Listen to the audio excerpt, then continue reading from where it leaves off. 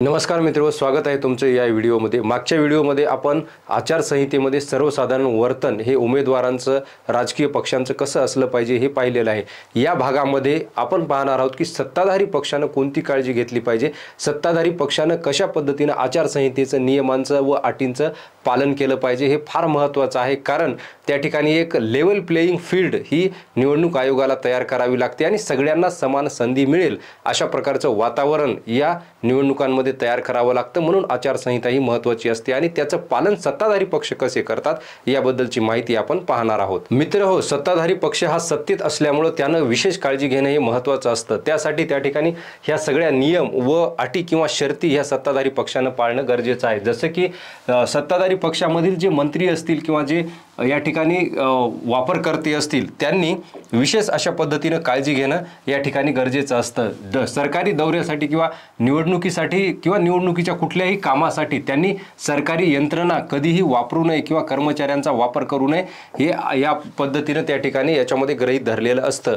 परंतु असं होताना खरंच आपल्याला दिसतंय का याचीही त्या ठिकाणी आपण नोंद घेतली पाहिजे किंवा याच्यावरती आपलं लक्ष असलं पाहिजे की त्यांनी ह्या सगळ्या गोष्टी टाळल्या पाहिजेत। कारण सगळ्यांना समान संधी मिळाली पाहिजे असं इलेक्शन कमिशनचं या ठिकाणी म्हणणं असतं। त्याचबरोबर निवडणुकांशी संबंधित अधिकारी किंवा त्यांच्या ज्या बैठका वगैरे आहेत त्या सुद्धा त्यांना बोलवता येत नाही। फक्त याला काही अपवाद आहेत, कायदा आणि सुव्यवस्थेचा प्रश्न असेल, नैसर्गिक आपत्ती असेल तर त्या ठिकाणी या सत्ताधारी पक्षातील मंत्र्यांना किंवा त्या ठिकाणी त्या जे सत्ताधारी आहेत त्यांना बैठका बोलवता येतात। परंतु ह्या केव्हा कायदा व सुव्यवस्थेचा प्रश्न असेल, त्याच पद्धतीने नैसर्गिक आपत्ती असेल किंवा इत्यादी प्रकारच्या जर समस्या असतील तरच तेव्हाच त्यांनी या ठिकाणी अशा प्रकारच्या बैठका बोलवाव्यात। परंतु या आचारसंहितेमध्ये अशी बैठक बोलवता येत नाही।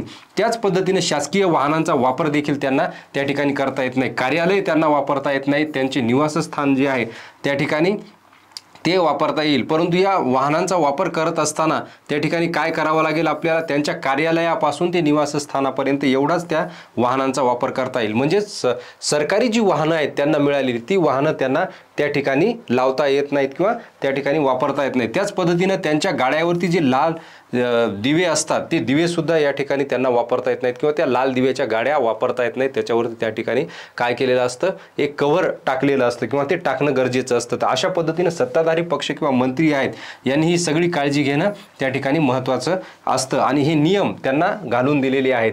त्यानंतर याच्यामध्ये काय आहे की सरकारी विमानं किंवा वाहनं किंवा विश्रामगृह किंवा सरकारी वाहतूक जी आहेत किंवा तिथली साधनं, तिथले कर्मचारी हे त्यांना त्या ठिकाणी वापरता येत नाहीत। याच्यावरती त्या ठिकाणी काय आहेत, बंधन आहेत, ही त्यांनी वापरू नयेत असा संकेत त्या ठिकाणी असतो। याला जे अपवाद आहेत तेच त्या ठिकाणी आपण पाहिलेलं आहे की नैसर्गिक आपत्ती असेल किंवा त्या ठिकाणी कायदा व सुव्यवस्थेचा प्रश्न असेल तर अशा वेळेस त्यांना ते वापरता येईल। परंतु एरवी त्यांना या आचारसंहितेमध्ये हे वापरता येत नाही। त्यानंतर जर त्यांना सभा घ्यायची असेल किंवा निवडणूक संबंधातील हवाई दौरे वगैरे करायचे असतील तर जे मैदानं आहेत, या सामान्य जी मैदान आहेत जिथं त्या ठिकाणी या मैदानांचा वापर ते हेलिपॅड म्हणून करू शकत नाहीत किंवा मक्तेदारी त्या ठिकाणी त्यांची असणार नाही। इतरही पक्षांना काय आहे त्याच्यामध्ये संधी देणं गरजेचं आहे किंवा इतरही पक्ष जे आहेत ते त्याच्यामध्ये असणं गरजेचं आहे।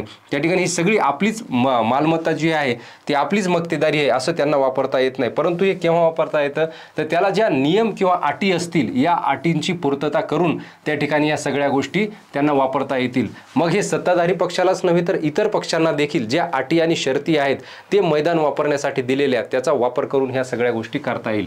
त्यानंतर शासकीय विश्रामगृहे, डाक बंगले किंवा इतर शासकीय निवास व्यवस्था जी आहे याच्यावरती फक्त सत्ताधारी पक्षांचाच किंवा त्यांच्या उमेदवारांचाच हक्क असू शकणार नाही। मग याच्यामध्ये सुद्धा हे वापरण्यासाठी काही नियम आणि अटी शर्ती घालून दिलेले असतात, ते सगळ्यांना त्या ठिकाणी समान प्रमाणामध्ये वापरता येतील त्या नियमांना अधीन राहून। तर हे या ठिकाणी दोन्ही सत्ताधारी पक्षांनी आणि जे विरोधी पक्ष आहेत किंवा जे इतर पक्ष आहेत त्यांनी सुद्धा लक्षात घेणं गरजेचं आहे। त्यानंतर याच्यामध्ये बघा, कोणत्याही पक्षाला किंवा उमेदवाराला अशा प्रकारची निवास व्यवस्था संलग्न असलेल्या जागेसह निवडणूक मोहिमेच्या कार्यालयासाठी किंवा निवडणूक प्रचाराच्या कामासाठी सार्वजनिक सभा घेण्याच्या प्रयोजनासाठी वापरता येणार नाही। हे कटाक्षानं त्या ठिकाणी त्यांनी पाहिलं पाहिजे। म्हणजे सत्ताधारी पक्ष झाला म्हणून कुठलीही व्यवस्था आपल्याला वापरता येईल असं नाही। निवडणूक आयोगानं त्याच्या काही अटी शर्ती त्या ठिकाणी घातलेल्या आहेत, त्यांच्या अधीन राहूनच ही सगळी गोष्ट त्या ठिकाणी त्यांना करावी लागते. मित्रहो, अशा पद्धतीनं सत्ताधारी पक्ष व इतर पक्षांनी ह्या गोष्टी वापरणं गरजेचं असतं. परंतु आपण असं पाहतो की सत्ताधारी जे पक्ष आहेत त्यांना थोडीशी उजवी त्या ठिकाणी बाजू मिळते किंवा त्यांना थोडंसं झुकतं माप मिळतं असं आपल्याला दिसतं. परंतु सद्सद विवेकबुद्धीचा वापर करून किंवा त्या ठिकाणी प्रामाणिक राहून सत्ताधारी पक्षानं देखील ह्या सगळ्या गोष्टी टाळल्या पाहिजेत, हे त्याच्यामध्ये अपेक्षित असतं.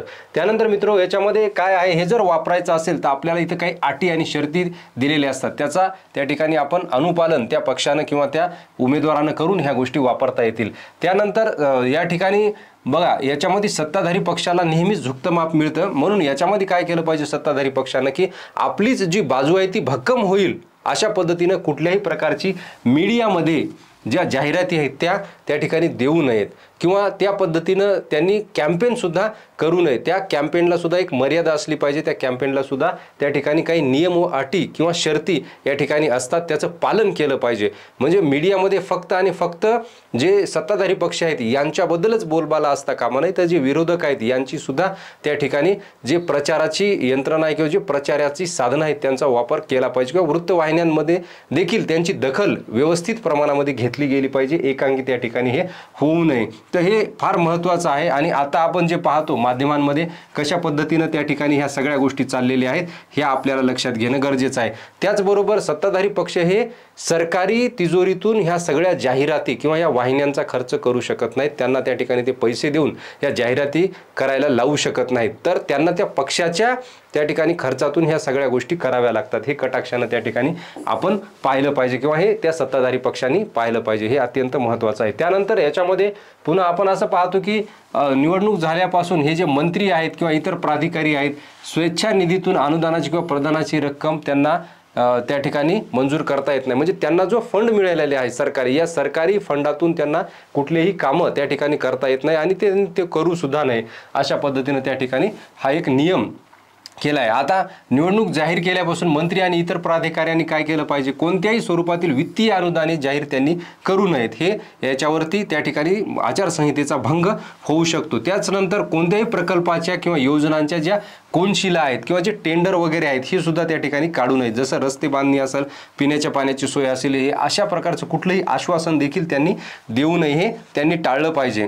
त्याचबरोबर मतं मिळवण्यासाठी त्यांनी या सगळ्या गोष्टींचा वापर, आपल्याच यंत्रणेचा जो वापर आहे तो त्या ठिकाणी मतं मिळवण्यासाठी होईल अशा पद्धतीनं कोणतंही काम त्यांनी करू नये. हे फार महत्त्वाचं आहे. कुठलंही टेंडर काढू नये. या काळामध्ये कुठलंही काम त्या ठिकाणी नवीन त्यांनी सुरू करू नये किंवा कुठल्याही प्रकारची आश्वासनं सत्ताधारी पक्षांनी अशा पद्धतीनं देऊ नयेत. कारण त्यांनी या ठिकाणी काम केलेलं असतं, तर वेगळ्या प्रकारचा त्यांना जो जाहीरनामा आहे तो घेऊन पुढं जावं लागतं. त्या जाहीरनाम्यामध्ये वेगवेगळ्या गोष्टी त्यांना सांगाव्या लागतात, परंतु ह्या गोष्टी त्यांनी टाळल्या पाहिजेत. त्यानंतर याच्यामध्ये अजून ज्या गोष्टी आहेत टाळायच्या त्या आहेत की निवडणुका घोषित होण्यापूर्वी प्रत्यक्षपणे सुरू करण्यात आलेली जे काम आहे ते पुढे चालू ठेवता येईल. म्हणजे एखादं काम आचारसंहिता लागायच्या अगोदर सुरू केलेलं आहे तर त्याला कंटिन्यू त्या ठिकाणी करता येईल, त्याच्यावरती बंधन नाही.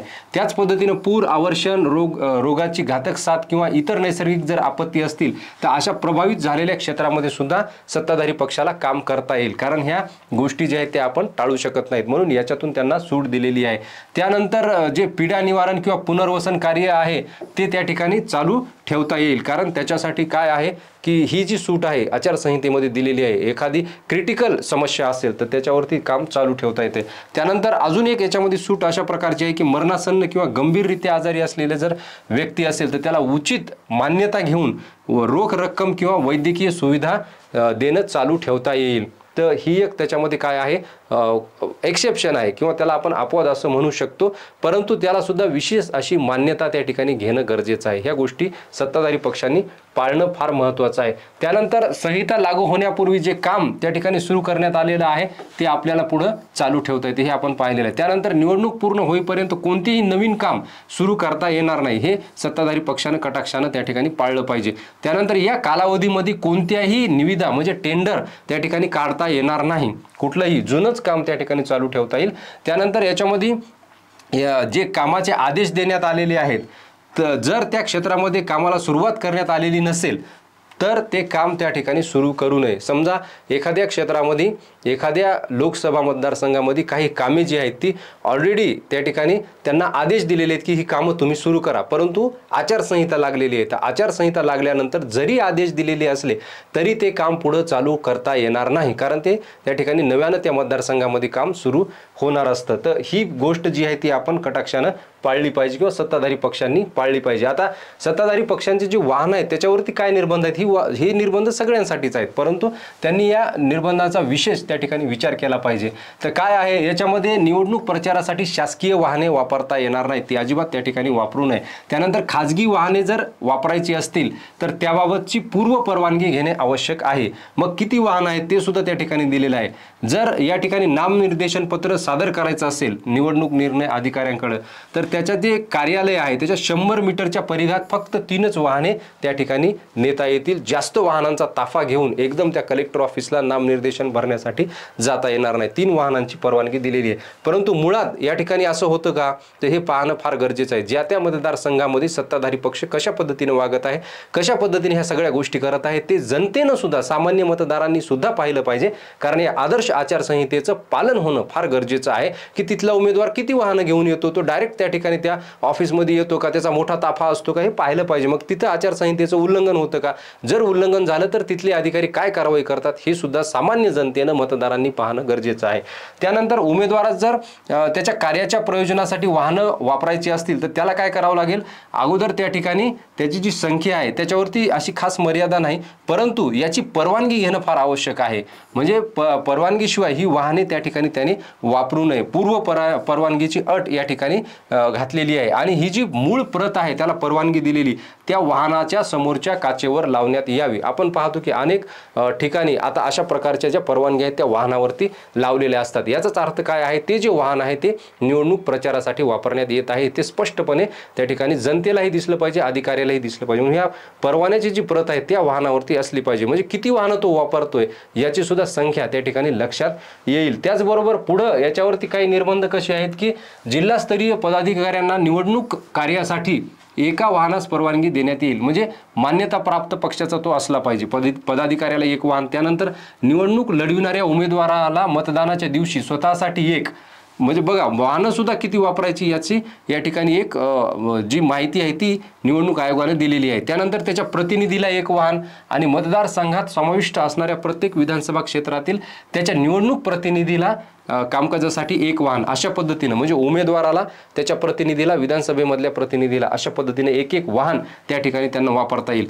अट पुन्हा तीच आहे की याच्यामध्ये काय आहे, 5 पेक्षा अधिक व्यक्ती त्या वाहनामध्ये असता कामा नाहीत आणि त्या वाहनाच्या पुढच्या काचेवरती परवानगी घेतलेलं जे स्टिकर आहे किंवा परवानगी घेतलेलं जे पत्र आहे ते लावणं गरजेचं आहे. तर अशा पद्धतीनं सत्ताधारी पक्षांनी हे वाहनांचा वापर केला पाहिजे. त्यानंतर सार्वजनिक जी मालमत्ता आहे त्याचा दुरुपयोग करता कामा नये, हे फार महत्त्वाचं आहे. आणि त्याचं या ठिकाणी जी माहिती आहे ती अशा पद्धतीनं दिलेली आहे. बघा कुठल्याही शासनाच्या कोणत्याही परिवस्तूच्या ज्याच्यामध्ये बघा भिंतीवरती किंवा भित्तीपत्रके चिटकवणे, तिथे कटआउट वगैरे, म्हणजे ज्या शासनाच्या बिल्डिंग्स असतात, शासनाची कार्यालय असतात, शासनाची इमारती असतात, अशा कोणत्याही गोष्टी त्या ठिकाणी त्यांना वापरण्यास परवानगी असणार नाही. झेंडा वगैरे तुम्हाला शासकीय इमारतीवरती लावता येणार नाही. त्याच पद्धतीनं पैसे प्रदान करून घोषवाक्य लिहिणे, भित्तीपत्रक इत्यादी प्रदर्शित करणे किंवा कटआउट, होर्डिंग्स, बॅनर्स, राजकीय जाहिराती इत्यादी जर स्थानिक कायद्याद्वारे परवानगी देत असेल, म्हणजे तुम्हाला त्या ठिकाणी याबद्दलची परवानगी असेल तर ती परवानगी घेऊन तुम्हाला त्या ठिकाणी न्यायालयाच्या अधीन राहून जे हे आहे हे अशा पद्धतीने बॅनर वगैरे लावता येईल. आता हे कुठं लावता येईल तुम्हाला, जे खाजगी त्या ठिकाणी मालमत्ता आहेत त्या ठिकाणी, पण त्याचे सुद्धा काही नियम आहेत आणि हे आपल्याला 72 तासाच्या आत काढावे लागतात. त्याचे आपण नियम पाहूयात. तर हे सुद्धा काय आहे की अशा पद्धतीने याचं पालन झालं पाहिजे. त्यानंतर पहा याच्यामध्ये काय आहे, लिखाण वगैरे जे आहे कोणत्या शासकीय मालमत्तेच्या, तर हे केव्हा आपल्याला काढावं लागतं, 24 तासाच्या आत या ठिकाणी, म्हणजे निवडणूक त्या होण्याच्या आचारसंहिता घोषित होण्याच्या आत आपल्याला हे 24 तासाच्या आत त्या ठिकाणी झाल्यापासून हे काढावं लागतं. समजा आचारसंहिता 16 मार्चला सुरू झाली तर 16 मार्चपासून 24 तासाच्या आत म्हणजे एका दिवसाच्या आत शासकीय मालमत्तेवरच्या किंवा शासकीय कार्यालयावरील हे सगळ्या गोष्टी भित्तीपत्रकं लिखाण वगैरे हे आपल्याला काढावं लागतं. त्यानंतर सार्वजनिक ठिकाणचं केव्हा काढावं लागतं? निवडणूक घोषित झाल्याच्या 48 तासाच्या आत. म्हणजे निवडणूक घोषित झाली तर हे सगळं भिंतीवरील लिखाण किंवा बॅनर्स होर्डिंग ज्या काही शहरामध्ये लागलेले असतात नगरपालिकेच्या जागेमध्ये किंवा गावातील या ग्रामपंचायतीच्या हद्दीमध्ये ह्या सगळ्या आपल्याला 48 तासाच्या आत ह्या काढाव्या लागतात आणि तसा त्या ठिकाणी नियम आहे. त्यानंतर जर खाजगी मालमत्ता असेल तर त्या ठिकाणी अशा होर्डिंग्स वगैरे असतील तर त्या 72 तासाच्या आत आपल्याला काढाव्या लागतात. हे फार महत्त्वाचं त्या ठिकाणी आहे. त्यानंतर याच्यामध्ये कोणत्याही व्यक्तीला त्याच्या दर्शनी भागावर त्याच्या मुद्रकाचे आणि प्रकाशकाचे नाव नसेल असे कोणतेही निवडणूक पत्रक किंवा भित्तीपत्रक मुद्रित किंवा प्रकाशित करता येणार नाही. ते त्याला त्याच्यावरती स्पष्ट त्या ठिकाणी ते जे नाव आहे त्याचं सिम्बॉल आहे हे आपल्याला द्यावं लागेल किंवा त्या राजकीय पक्षाला द्यावं लागेल. त्यानंतर पहा याच्यामध्ये तात्पुरती जी प्रचार कार्यालये आहेत ती कुठं काढू नये? सार्वजनिक ठिकाणी, खाजगी अतिक्रमित धार्मिक स्थळी या ठिकाणी ही काढण्यास परवानगी नाही. त्यानंतर दवाखाने, शैक्षणिक संस्था इथं सुद्धा अशी प्रचार कार्यालये काढू नये. त्यानंतर मतदार केंद्रापासून 200 मीटरच्या आत ही प्रचार कार्यालये असता कामा नये, त्याच्या बाहेर त्या ठिकाणी असली पाहिजे. त्यानंतर जर कार्यालय असं काढलं असेल तर त्याच्यामध्ये फक्त एक फ्लॅग किंवा एक बॅनर, पक्षाचं चिन्ह, फोटो लावता येईल आणि बॅनरची जी साईज आहे ती या ठिकाणी दिलेली आहे 4x8 फूट अशी असावी. प्रचार कार्यालय तात्पुरतं जर उभं केलेलं असेल तर ह्या गोष्टीचं पालन अत्यंत काटेकोरपणे सत्ताधारी पक्षानं करणं गरजेचं आहे. कारण समतल भूमी ही या ठिकाणी सगळ्यांना तयार करून देण्याचं काम हा निवडणूक आयोग करत असतो आणि त्यांनी दिलेल्या आचारसंहितेचं आदर्श आचारसंहितेचं पालन करणं हे सगळ्यांचं कर्तव्य आहे. तर अशा पद्धतीने हे जे सगळ्या गोष्टी आहेत ह्या सगळ्या गोष्टी आपल्याला लक्षात घेणं गरजेचं आहे. तर ह्या आदर्श आचारसंहितेचं पालन तुमच्या मतदारसंघामध्ये होतंय का नाही हे तुम्ही पाहिलं पाहिजे आणि त्याबद्दलची तुमची जी प्रतिक्रिया आहे ती या ठिकाणी कॉमेंटमध्ये तुम्ही लिहिली पाहिजे. भेटूया पुढच्या व्हिडिओमध्ये. धन्यवाद.